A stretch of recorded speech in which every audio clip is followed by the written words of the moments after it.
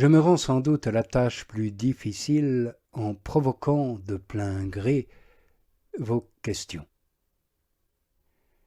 En effet, à propos du premier baiser, j'ai pris soin de faire voir les pieds spirituels de Dieu par leur propre définition et leur nom particulier, et cela avec un luxe de détails. Ces noms particuliers étant jugement et miséricorde. Voici qu'à présent vous vous enquérez sans doute aussi de la main qui, en deuxième lieu, s'offre au baiser. Soit je consens à vos désirs et en plus je vais vous entretenir non pas de la main, mais des mains, et les distinguer par des termes propres à chacune d'elles. Appelons l'une largesse, l'autre force, parce que l'une donne avec abondance et l'autre défend avec puissance ce qui a été donné et reçu. Qui ne veut pas être ingrat s'empressera de baiser l'une et l'autre, reconnaissant et confessant que Dieu est à la fois celui qui dispense et celui qui conserve tout bien reçu. Je crois avoir assez traité des deux premiers baisers. Examinons encore le troisième. Qu'il me baise d'un baiser de sa bouche. Qui parle ainsi? L'épouse. Et qui est-elle?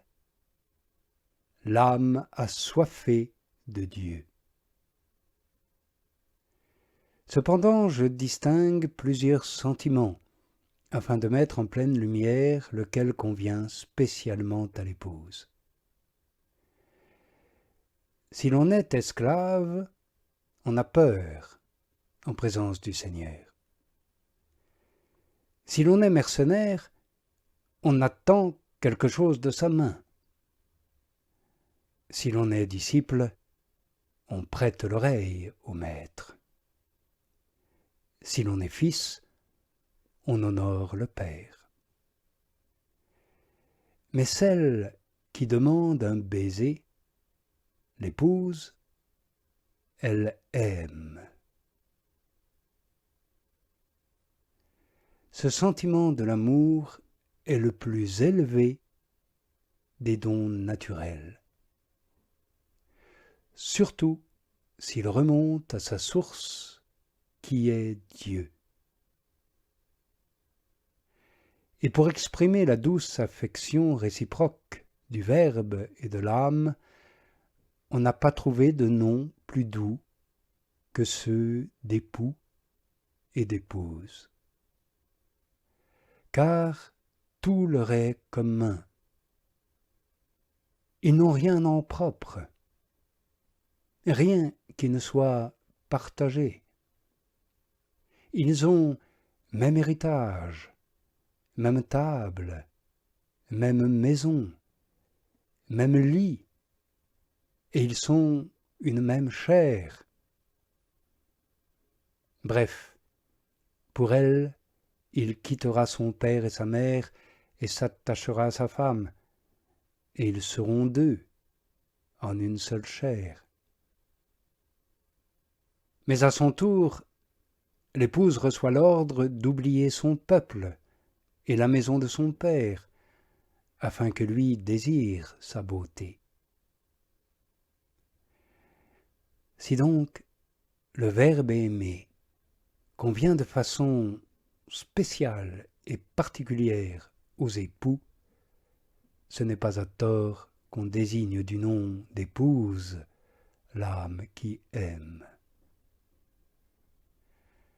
Or, si l'âme demande un baiser, elle aime. Elle ne demande ni la liberté comme l'esclave, ni le salaire comme le mercenaire, ni l'héritage comme le fils, ni même l'enseignement comme le disciple. Non, elle demande un baiser.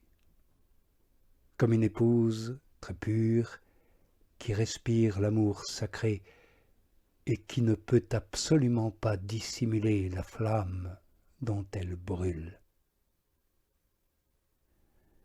Regarde en effet de quelle manière abrupte elle commence son discours. Alors qu'elle a l'intention de demander une grande grâce à un grand seigneur, elle n'a pas recours, comme le voudrait l'usage, à des paroles flatteuses. Elle ne tourne pas par des périphrases autour de ce qu'elle désire.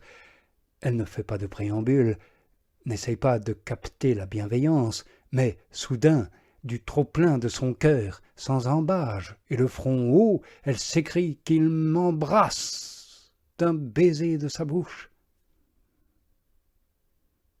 Ne te semble-t-il pas l'entendre dire clairement « Qu'y a-t-il pour moi au ciel ? Et qu'ai-je désiré sur la terre, sinon toi ?» Certes, son amour est pur, car elle cherche celui qu'elle aime, et rien de ce qui lui appartient et qu'il pourrait lui donner. Oui, son amour est saint, car elle aime non pas dans la convoitise de la chair, mais dans la pureté de l'esprit. Oui, son amour est ardent, car elle s'enivre de cet amour à tel point qu'elle ne pense plus à la majesté de l'époux. Quoi donc ?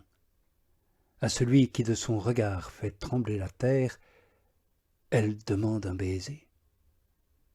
Est-elle ivre ? Oui, elle l'est.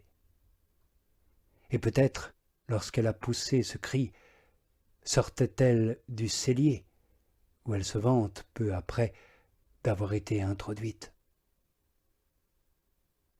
Le psalmiste aussi disait à Dieu en parlant des justes, « Ils s'enivreront de l'abondance de ta maison, et tu les abreuveras au torrent de tes délices. »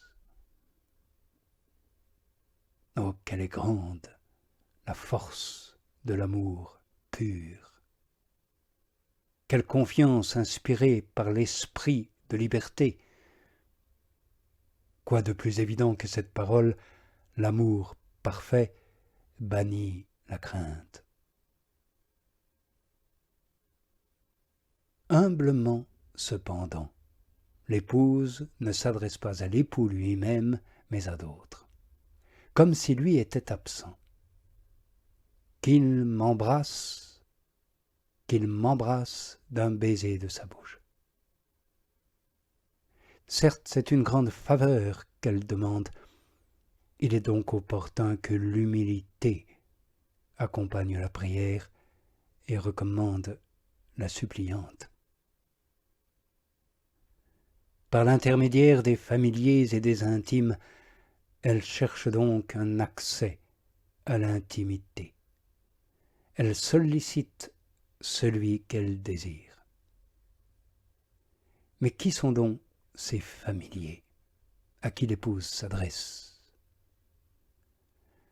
Nous croyons que les saints anges se tiennent auprès de ceux qui prient, et qu'ils offrent à Dieu les prières et les vœux des hommes, à condition toutefois qu'ils voient des mains pures se lever vers le ciel, sans colère, ni contestation, ni revendication. Et la preuve se trouve dans ces paroles de l'ange à Tobie. Lorsque tu priais en larmes et que tu ensevelissais les morts, lorsque tu laissais là ton repas pour cacher les morts dans ta maison pendant le jour et pour les ensevelir la nuit, moi, j'ai offert ta prière au Seigneur. Je pense que d'autres témoignages de l'Écriture vous ont suffisamment persuadé, amis. En effet, pour montrer que les saints anges ont coutume de se joindre par bonté à ceux qui psalmodient, quoi de plus évident que cette affirmation du psalmiste lui-même, « En tête vinrent les princes, mêlés à ceux qui psalmodient, au milieu des jeunes filles frappant le tambourin. » C'est pourquoi il disait encore, en présence des anges, je chanterai tes louanges. Je regrette donc que certains d'entre nous se laissent aller sans effort à la rêverie ou à l'ennui pendant les offices liturgiques. Manquant de respect pour les citoyens du ciel, ils paraissent comme des morts aux yeux de ces princes qui, s'ils nous voyaient vigilants et attentifs, se réjouiraient de participer à nos cérémonies. Je crains qu'un jour ou l'autre, dégoûtés de notre paresse, ils ne s'écartent avec indignation. Alors chacun de nous dira adieu avec des gémissements trop tardifs. Tu as éloigné de moi mes compagnons, ils m'ont pris en dégoût. Et aussi tu as éloigné de moi amis et proches, mes compagnons se détournent de ma misère. Et encore ceux qui étaient à mes côtés se sont tenus à distance, et ceux qui traquaient mon âme m'ont assailli. En effet, si les bons esprits s'écartent de nous, qui pourra soutenir l'attaque des esprits mauvais? Je dis donc aux âmes de cette sorte, malheur à celui qui s'acquitte avec négligence de l'œuvre de Dieu. C'est le Seigneur, et non pas moi, qui dit encore, « Ah, si je te trouvais chaud ou froid, mais puisque je t'ai trouvé tiède, je vais te vomir de ma bouche. » Par conséquent, pensez à vos princes quand vous êtes debout pour prier ou psalmodier. Tenez-vous avec respect et attention, et tirez gloire de ceci, vos anges voient tous les jours la face du Père. Envoyés pour nous servir, nous qui héritons du salut, ils portent notre ferveur au ciel et en rapportent la grâce. Assumons l'office de ceux dont nous partageons le sort, pour que, dans la bouche des tout-petits et des nourrissons, la louange soit rendue parfaite. Oui, disons à nos anges, chantez des psaumes à notre Dieu, chantez. Et écoutons-les nous répondre à leur tour, chantez des psaumes à notre roi, chantez.